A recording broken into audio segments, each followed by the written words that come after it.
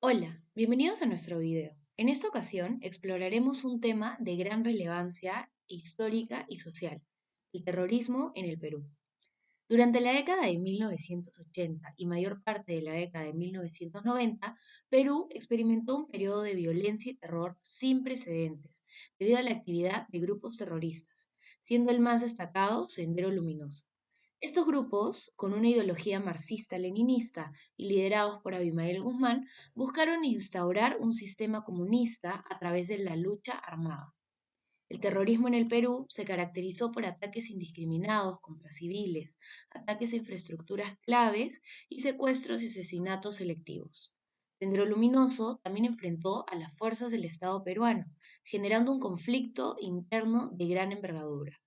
Las zonas rurales y remotas, especialmente en la Sierra Central y el sur del país, fueron las más afectadas por esta violencia.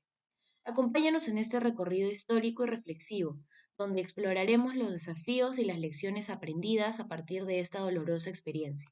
A través del conocimiento buscamos comprender la complejidad de este periodo y sus implicaciones en la sociedad peruana actual. Es importante mencionar que la principal causa por la que apareció un grupo terrorista como Sendero Luminoso fue tras la gran decepción causada por el Estado peruano, debido a fracaso tras fracaso en sus reformas por querer mejorar la situación del país. Esto dio pase a la aparición de grupos violentos como Sendero Luminoso, desencadenante del periodo de violencia entre 1980 y el 2000, siendo esta la decisión de la organización terrorista de iniciar una guerra popular contra el Estado peruano, con el fin de destruir sus instituciones e instaurar un régimen totalitario. La acción simbólica que marcó el comienzo del accionar terrorista de Sendero Luminoso fue la quema pública de las ánforas electorales en el distrito de Chuschi, el 17 de mayo de 1980, un día antes de las elecciones generales. Como segunda causa, Sendero Luminoso encontró su prédica violentista tanto en los sectores juveniles como campesinos. Cabe recalcar que estas personas habían estado esperando un cambio por años, puesto que luchaban por poder obtener condiciones de igualdad, ya que en su mayoría la ayuda que llegaba siempre se centraba en el Estado, más no en las zonas rurales como en el caso de los campesinos. Asimismo, es importante poder mencionar de que fue muy fácil el poder convencerlos debido a esto y también de que estos no contaban con una postura crítica, puesto que en el caso de que hayan recibido una educación no era la misma a comparación de las personas que habitaban en la capital. Debido a esto y otras razones es que fue muy fácil el poder convencerlos para que se puedan unir a este grupo terrorista.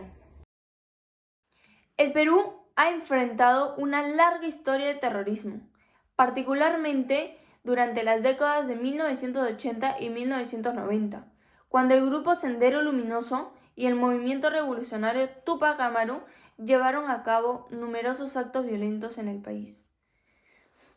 Estas organizaciones terroristas tuvieron un gran impacto significativo en la sociedad peruana y dejaron a cabo muchas consecuencias, como por ejemplo pérdidas humanas, violencia y traumas, desplazamiento forzado, debilitamiento de la economía, pérdidas de oportunidades de desarrollo y por último fortalecimiento de la fuerza de seguridad.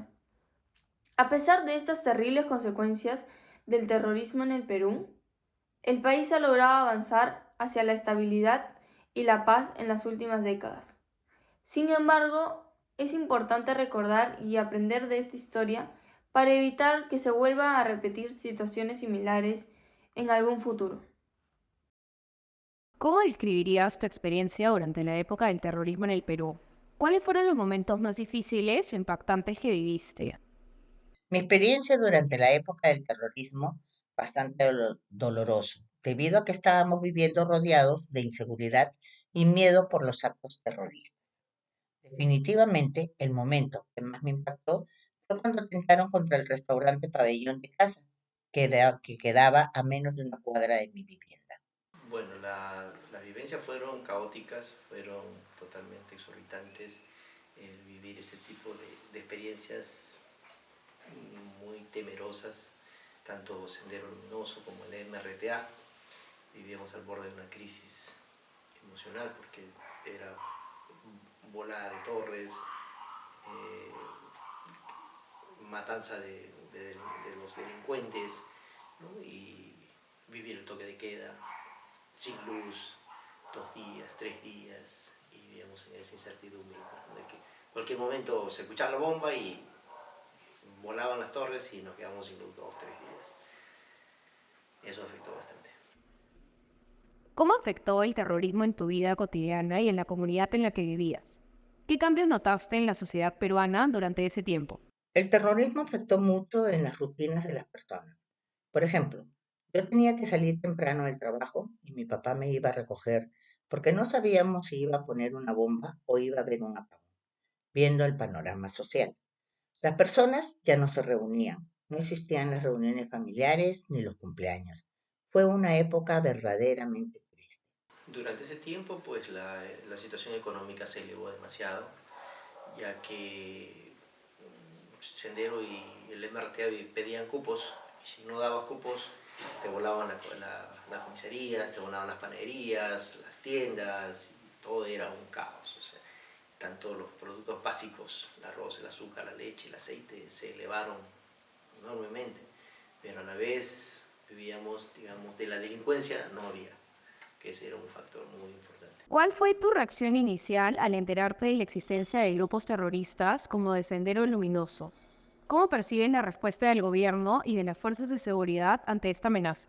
Bueno, mi reacción inicial fue de sorpresa e incertidumbre, debido a que yo recién regresaba del extranjero de estudiar y me encontré con una capital secuestrada por Sendero Luminoso.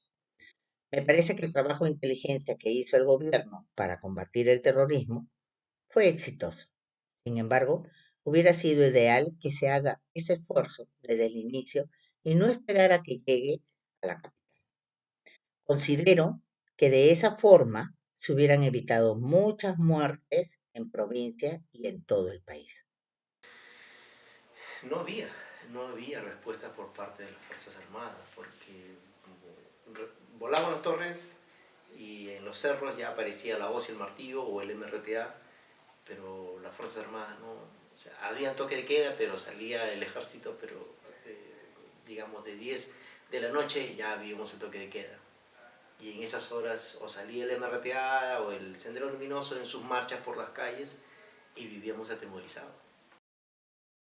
Fue notorio el hecho que la respuesta del Estado ante una situación así fue precaria y tardía, pues para la solución de ese problema fue necesario prácticamente 4 gobiernos, contando los 2 gobiernos de Alberto Fujimori, el democrático y el autogolpe de Estado.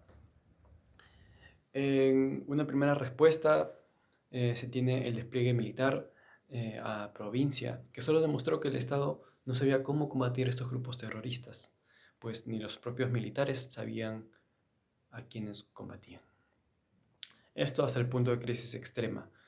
Después de todos los atentados de Sendero Luminoso, a inicio de los 90 inicia su labor la DIRCOTE de combatir contra el terrorismo, a la par del GEIN, organismo de inteligencia autónomo, que fue clave para el combate de Sendero Luminoso. Con las entrevistas podemos ver 2 posiciones distintas. Por un lado tenemos la respuesta de inteligencia tardía del Estado y por otro el no accionar del Estado. Ambas correctas hasta cierto punto, pues el Estado sí tuvo una respuesta, pero como ya mencionamos, el accionar de inteligencia no fue del Estado, fueron de organizaciones autónomas. Y el no accionar, pues vemos que en todo el gobierno de Alan García no hubo un accionar, es más, solo dejó hiperinflación y crisis extrema a todo el país. En conclusión, el Estado y la sociedad no tuvieron una forma adecuada de accionar, pues el Estado, por una respuesta tardía, ineficiente, y la sociedad, o parte de ella, en el hecho de manipulación, el dejarse manipular al unirse a grupos como estos que atentaban contra la vida de muchas familias. Una posible solución ante esto puede haber sido la mayor preocupación del Estado para con el pueblo y una reacción de inteligencia y de estrategia más tempranas que pudieron haber evitado muchas muertes que al día de hoy muchas familias van a recordar.